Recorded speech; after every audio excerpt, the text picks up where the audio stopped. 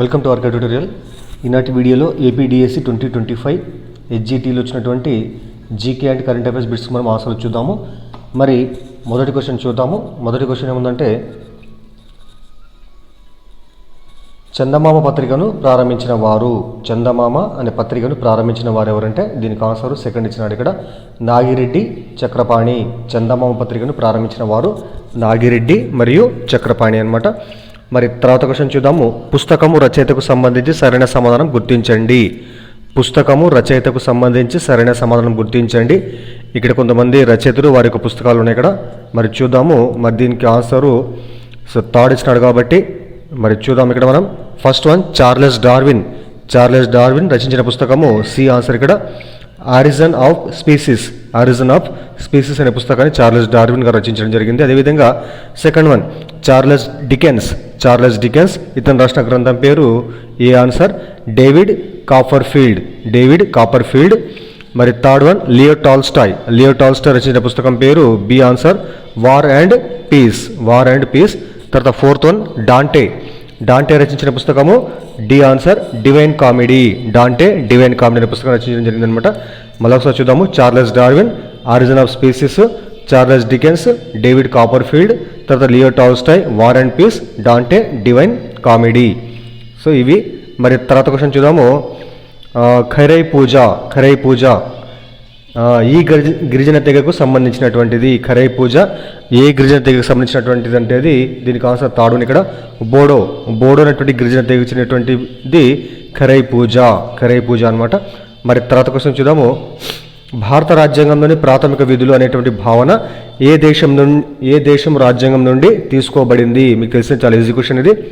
భారత రాజ్యాంగంలోని ప్రాథమిక విధులు అనేటువంటి భావన రష్యా రాజ్యాంగం నుండి తీసుకోవడం జరిగింది. సో ఫస్ట్ ఆన్సర్ రష్యా రాజ్యాంగము. మరి తర్వాత క్వశ్చన్ చూద్దాము. Stainless steel. స్టెయిన్లెస్ స్టీల్ను కనుగొన్నది. స్టెయిన్లెస్ స్టీల్ను కనుగొన్నది. మరి దీనికి answer third, Harry బ్రియర్లీ.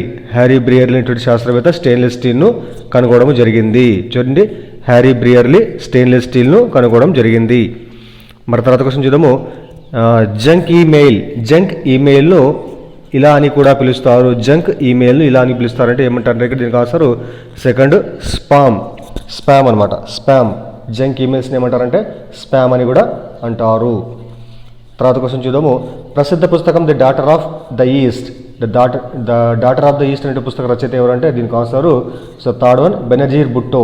Benazir Bhutto the daughter of east అనేటువంటి పుస్తకాన్ని రచించడము జరిగింది. తర్వాత క్వశ్చన్ చూద్దాము. ఫోర్బ్స్ మ్యాగజైన్ కవర్ స్టోరీలో చోటు దక్కించుకున్న తొలి భారతీయ వ్యాపారవేత్త. చూడండి, ఫోర్బ్స్ మ్యాగజైన్ కవర్ స్టోరీలో చోటు దక్కించుకున్నటువంటి తొలి భారతీయ వ్యాపారవేత్త ఎవరంటే మరి దీనికి answer fourth one Azim Hasham Premji. Azim Hasham Premji. Forbes magazine cover స్టోరీలో చోటు దక్కించుకున్నటువంటి తొలి భారతీయ వ్యాపారవేత్త ఎవరంటే అజీం హషం ప్రేమ్జీ. మరి తర్వాత క్వశ్చన్ చూద్దాము. గులియన్ బారీ సిండ్రోమ్ జీబీఎస్ అనున్నది ఇది దీనికి ఆన్సర్ రెండు ఇచ్చినాడు ఇక్కడ. రెండు అంటే so first one third one అంట. మరి గులియన్ బారీ సిండ్రోమ్ అనేటువంటిది ఒకటి ఫస్ట్ వన్ నరాల వ్యాధి, అదేవిధంగా auto immune disaster. Auto immune disaster మరి అదేవిధంగా నరాల వ్యాధి. చూడండి, గులియన్ బారీ సిండ్రోమ్ జీబీఎస్ అనేటువంటిది ఒకటిది నరాల వ్యాధి మరియు ఆటో ఇమ్యూన్ డిజాస్టర్ అనమాట. మరి తర్వాత క్వశ్చన్ చూద్దాము. రష్యాలోని కలినిన్ గ్రాడ్. రష్యాలోని కలినిన్ గ్రాడ్ ఎంటర్షిప్ యార్డ్లో భారత రక్షణ మంత్రి చేత జలప్రవేశం చేయించిన యుద్ధ నౌక. చూడండి, రష్యాలోని కలినిన్ గ్రాడ్ ఎంటర్షిప్ యార్డులో భారత రక్షణ మంత్రి చేత జలప్రవేశం చేయించినటువంటి యుద్ధ నౌక పేరేమిటి? దీనికి answer second INS Tushil. INS Tushil F-20. INS Tushil F-20 రష్యాలోని కలినిన్ గ్రాడ్ ఎంటర్షిప్ యార్డులో భారత రక్షణ మంత్రి చేత జలప్రవేశం చేయించినటువంటి యుద్ధ నౌక ఐఎన్ఎస్ తుషిల్ F-20. తర్వాత క్వశ్చన్ చూద్దాము. 15వ ఏరో ఇండియా వైమానిక ప్రదర్శన ఈ నగరంలో జరిగింది. చూడండి, 15వ ఏరో ఇండియా వైమానిక ప్రదర్శన ఏ నగరంలో జరిగిందంటే దీనికి ఆన్సర్ ఫోర్తోను బెంగళూరులో జరిగింది. బెంగళూరు. తర్వాత క్వశ్చన్ చూద్దాము. నైజారీ ఇస్మాయిలీ ముస్లింల 49వ ఇమాం. నైజారీ ఇస్మాయిలీ ముస్లింల 49వ ఇమాము. ఇతను ఫోర్తోన్ ఆన్సర్ ఇక్కడ ప్రిన్స్ అగాఖాన్ 4 అనమాట. ఇతని పేరు ప్రిన్స్ అగాఖాన్ 4.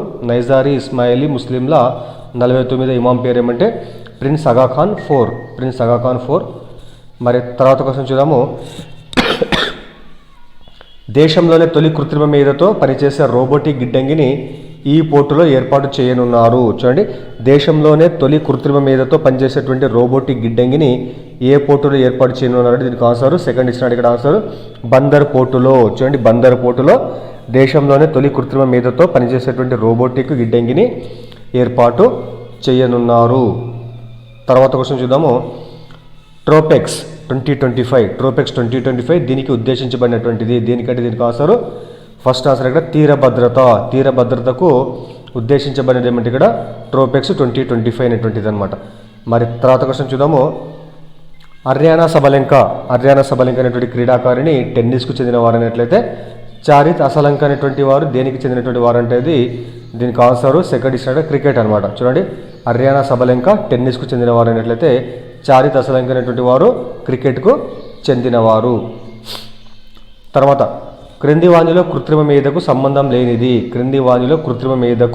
మేధకు సంబంధం లేనిది. మరి దీనికి answer fourth one destination sync.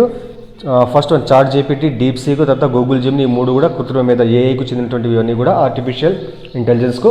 కానీ ఫోర్త్ వన్ మాత్రం కాదనమాట. డెస్టినేషన్ సింక్ అనేటువంటిది కృత్రిమ మేధకు చెందినటువంటిది కాదు. తర్వాత క్వశ్చన్ చూద్దాము. సరే, ఇక్కడ దాకా మనకు ఇవన్నీ కూడా జీకే అండ్ కరెంట్ అఫైర్స్ వచ్చే క్వశ్చన్లు అనమాట. మరి ఇప్పుడు మన సెక్షన్ 2లో వచ్చినటువంటి పర్స్పెక్టివ్ ఎడ్యుకేషన్ సంబంధించిన క్వశ్చన్లు కూడా ఆన్సర్ చూద్దాము. మరి ఇందులో మొదటి క్వశ్చన్ చూద్దాం. మొదటి క్వశ్చన్ ఏమందంటే NCF 2005 ప్రకారము 1-2 తరగతులకు మూల్యాంకనము ఈ విధంగా నిర్వహించాలి. NCF నేషనల్ కరికులం ఫ్రేమ్వర్క్ 2005 ప్రకారము 1-2 తరగతులకు మూల్యాంకనం ఏ విధంగా నిర్వహించాలంటే మరి దీనికి ఆన్సర్ థర్డ్ వన్ నిశ్చిత పరిశీలన ద్వారా మూల్యాంకనం నిర్వహించాలి. చూడండి, NCF 2005 ప్రకారం 1-2 తరగతులకు మూల్యాంకనం అనేటువంటిది నిశ్చిత పరిశీలన ద్వారా నిర్వహించాలి. తర్వాత క్వశ్చన్ చూద్దాము.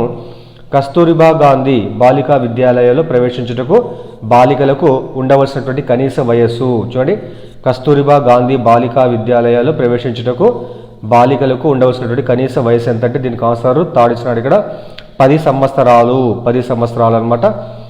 మరి తర్వాత క్వశ్చన్ చూద్దాము. రోడ్డు భద్రతా నియమాలను పాటించడము ఒక సాంఘిక విలువ. రోడ్డు భద్రతా నియమాలను పాటించినటువంటి ఒక సాంఘిక విలువ కిందికి రావడం జరుగుతుంది. మరి తర్వాత క్వశ్చన్ చూద్దాము. ఈ ప్రకృతివాద రకము చార్లెస్ డార్విన్ పరిణామ సిద్ధాంతాన్ని నమ్ముతుంది.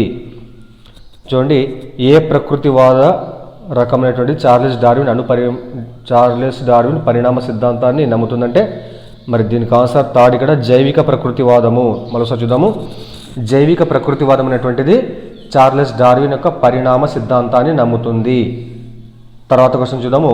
బెంగాల్లోని టోళ్ల గురించి ఈ ప్రకటన నిజమైనది. మరి దీనికి ఆన్సర్ థర్డ్ ఇచ్చినాడు ఇక్కడ టోళ్ళు సంస్కృతము మరియు ఇతర సబ్జెక్టులు బోధించే విద్యా సంస్థలు. చూడండి, బెంగాల్లోని టోళ్ళు ఏమంటే ఇక్కడ ఇవి సంస్కృతం మరియు ఇతర సబ్జెక్టులు బోధించేటువంటి విద్యా సంస్థలు అనమాట. మరి తర్వాత క్వశ్చన్ చూద్దాము. NEP 2020 న్యూ ఎడ్యుకేషన్ పాలసీ 2020 ప్రకారం 4 సంవత్సరాల మల్టీ డిసిప్లినరీ బ్యాచిలర్ డిగ్రీ పొందిన వారు ఉపాధ్యాయులు కావాలనుకుంటే అందుబాటులో ఉండేటువంటి BEd కోర్సు యొక్క కాల వ్యవధి ఏంటంటే దీనికి ఆన్సరు ఫోర్త్ ఆన్సర్ ఇక్కడ 1 సంవత్సరం మాత్రమే. 1 సంవత్సరం BEd కోర్స్ అనమాట. చూడండి, NEP 2020 ప్రకారం 4 సంవత్సరాల మల్టీ డిసిప్లినరీ బ్యాచిలర్ డిగ్రీ పొందినటువంటి వారు ఉపాధ్యాయులు కావాలనుకుంటే మరి వారికి అందుబాటులో ఉండేటువంటి BEd కోర్సు యొక్క కాల పరిమితి అనేది కేవలము 1 సంవత్సరం మాత్రమే ఉంటుంది. మరి తర్వాత క్వశ్చన్ చూద్దాము. క్రింది వాణిలో NCF 2005 పరీక్ష సంస్కరణ కానిది. క్రింది వాణిలో NCF 2005 పరీక్ష సంస్కరణ కానిది ఏమంటే దీనికి ఆన్సర్ ఫస్ట్ వన్ ఇచ్చిన ఇక్కడ పరీక్షలను నిర్వహించరాదు. సంస్కరణ కానిది ఏమంటే పరీక్షలు నిర్వహించిన సంస్కరణ కాదనమాట అది. మరి NCF 2005 యొక్క సంస్కరణలు ఇక్కడ ఏముందంటే 2, 3, 4 తీసుకుంటాం మనము. మరి 2 ఏముంది లోప నిర్ధారణ ప్రక్రియగా మాపనాన్ని నిర్వహించాలి. తర్వాత థర్డ్ వన్ మాపనము సమగ్రంగా ఉండాలి. ఫోర్త్ వన్ నిరంతర సమగ్ర మూల్యాంకనము అమలు చేయాలి. సో ఇవి. తర్వాత నెక్స్ట్ క్వశ్చన్. ఇది ఆర్థికపరమైన రిజిస్టర్ కాదు. మరి ఏ రిజిస్టర్ అంటే అది థర్డ్ వన్ ప్రాపర్టీ రిజిస్టర్ అనేటువంటిది ఆర్థికపరమైన రిజిస్టర్ కాదు. మరి మిగతావి 1, 2, 4 క్యాష్ బుక్, అక్విడెన్స్ రిజిస్టర్, తర్వాత పే బిల్ రిజిస్టర్, ఈ 3 కూడా ఆర్థికపరమైనటువంటి రిజిస్టర్ల కిందకి రావడం జరుగుతుంది. సో ఇవి మనకు perspective education and GK and current affairs వచ్చినటువంటి క్వశ్చన్ అనమాట. సో దయచేసి మీకు వీడియో ఉపయోగపడితే లైక్ చేయండి, అదేవిధంగా ఛానల్ని సబ్స్క్రైబ్ చేయండి. Thank you.